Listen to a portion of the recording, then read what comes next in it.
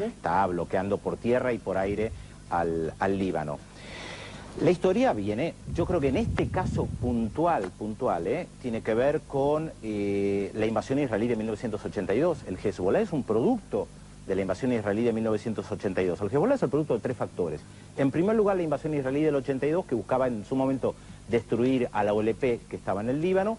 En segundo lugar, la guerra del Líbano. En segundo lugar, que la mayoría de los chiitas, el Líbano es un estado confesional bastante complejo, la mayoría de los musulmanes chiitas históricamente fueron discriminados en el Líbano, el Hezbollah comenzó a representarlos, especialmente en el lugar que dejó el vacío la OLP, y a combatir la ocupación israelí. Y en tercer lugar, sin lugar a dudas, la influencia de la Revolución Islámica de Irán de 1979. Sin embargo, creo que el eje central del conflicto no es este, sigue siendo la cuestión palestina, olvidada ahora por lo que está pasando en el Líbano.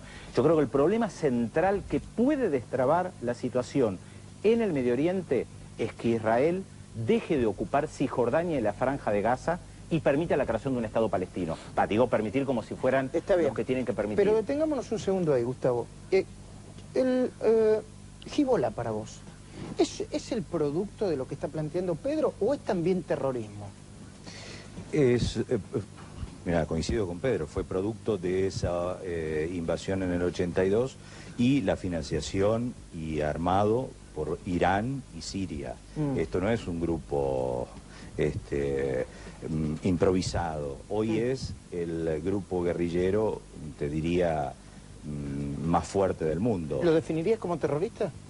Yo creo que cometen actos terroristas y dentro del Líbano los entienden como un ejército de defensa.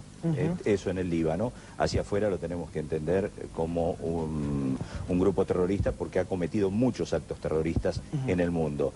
Pero lo tenemos que entender también dentro de este contexto. No podemos separarlo del resto de lo que está ocurriendo ahí. Hoy Medio Oriente tiene la mayor desestabilización de los últimos 20, 30 años y más, con un Irak totalmente desestabilizado, por supuesto, en una guerra civil que ya la admiten oficialmente los generales del Pentágono, con un Líbano e Israel totalmente desestabilizado, con Gaza otra vez ocupada. Es decir, hay una situación mucho más amplia todavía de este conflicto.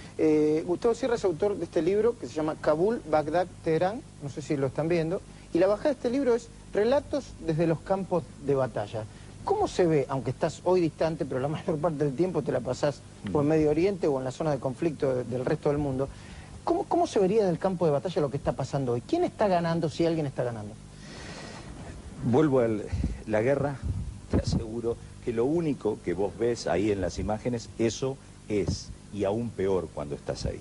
Es decir, tenemos que tomarlo desde el punto de vista de que en Irak hay 6.000 muertos en 2 meses, a razón de 100 muertos por día. Aquí, diste las cifras, hay entre 600 y 1.000 muertos en el Líbano, 100 muertos oficialmente en Israel. Es decir, tenemos que verlo desde ese punto de vista. Desde el punto de vista militar, obviamente que el ejército israelí tiene un poder de fuego enorme, mucho más grande, es uno de los ejércitos más modernos y mejor equipados del mundo y que no solo podría destruir a Hezbollah, sino a muchos otros ejércitos. Ahora, a pesar de eso, ni siquiera destruyó la televisión que tiene el Hezbollah en el Líbano, y más que nada ha matado civiles. Y esa ha sido la gran sorpresa de este conflicto. ¿El Hezbollah está ganando la batalla o la guerra? El Hezbollah está provocando víctimas en ambas partes, pero ganar la guerra no la puede ganar porque por naturaleza los totalitarismos no pueden ganar hasta el final, porque quieren gobernar el mundo. Ellos tienen un programa hegemónico hasta que el Islam, por la fuerza y la versión más diabólica posible del Islam, no gobierna el mundo, no habrán ganado. Por lo tanto, una victoria es como suponer la victoria del nazismo en nombre de la raza aria. En todo caso, quisiera una sola aclaración más con respecto a la posición poco pasional del señor Brigger. Coinciden ellos en que la culpa de Hezbollah también la tiene Israel. Siempre hay que encontrar en 1982 por Israel. Pero nadie habló de culpas, explicando cómo surgió. Cómo surgió. Pero no que hablar de culpas. Es lo mismo. En la práctica es lo mismo. Cuando tenés que explicar por qué se verdad, pero agrega algo más interesante. Él decía Israel ocupaba el Líbano. Israel nunca ocupó el Líbano, ocupó una pequeña franja mientras Siria ocupaba el 90% del territorio sirio, libanés, y él ni lo menciona la franja del 10% del Líbano. Y agrega 18 años el Líbano, pero Siria, no sé qué diarios de usted. No, el Líbano no, israelí. una franja del Líbano. Gran Siria parte ocupaba del Líbano. Perfecto. El tema no es Siria acá, el tema no es Siria. Claro, entonces es como un rector de la universidad. Hablamos de Siria, hablemos de Siria. Claro, no, hablamos del Medio Oriente. Si usted toma del Medio Oriente, lo único que puede criminalizar a Israel. Y le agrego, Hezbolá no surge a raíz de Siria. ¿Te puedo hacer una pregunta primero? Sí. Una sola pregunta. Para destrabar el conflicto, tú dices, lo que habría que hacer es que Israel permita la creación de un Estado palestino en Franja de Gaza y Cisjordania. ¿Por qué no crearon un Estado palestino en ese lugar cuando Israel no estaba? ¿Por qué no lo crearon? Porque la mayoría de los palestinos fueron expulsados en 1948. Es decir, que no bastaría con que Israel dejara que creen un territorio. Claro, la única respuesta, la única solución al conflicto es la desaparición de Israel. ¿Quién dijo eso? Pero mirá, si vos decís que... Hay una solución más sencilla, si me permite decirla. ¿Querés que te diga quién lo dijo? No, hay una solución más sencilla. Problema de ellos. No, me estás preguntando a mí. Parte del debate. Me estás preguntando a mí. Hay una solución más sencilla.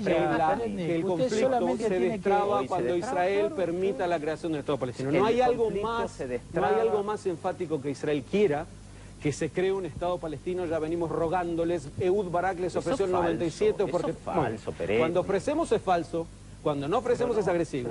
Cuando ocupamos es agresivo. Cuando desocupamos es hipócrita. Es falso. La culpa la tiene Israel, el judío de los países. Me parece que no están culpando a Israel.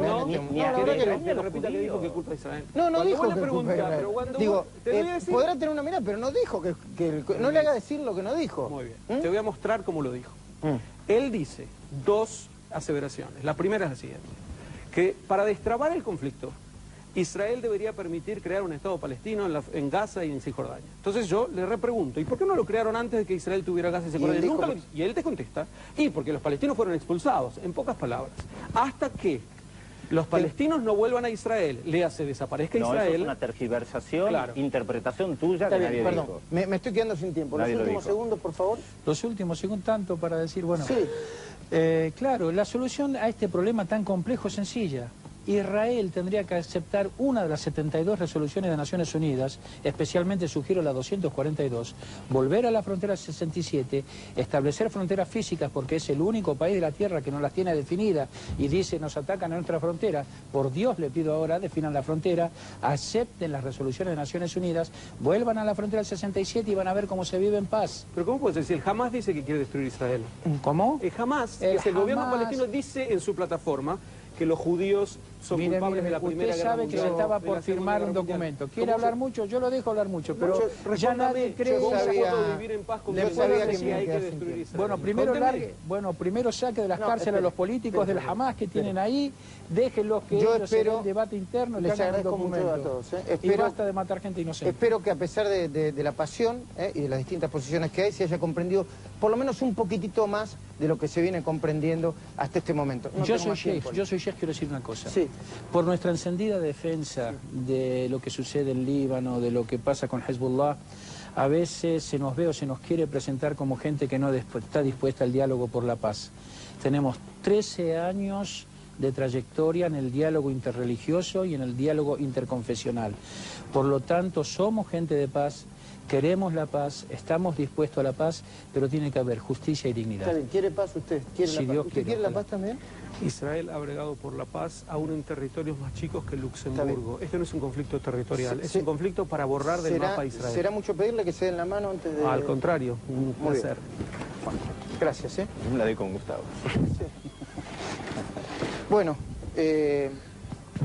es una situación muy compleja, muy pasional y la verdad que falta mucho por analizar, y mucho por comprender. Se necesitarían 2, 3, 4 programas como este. Pero otro tema...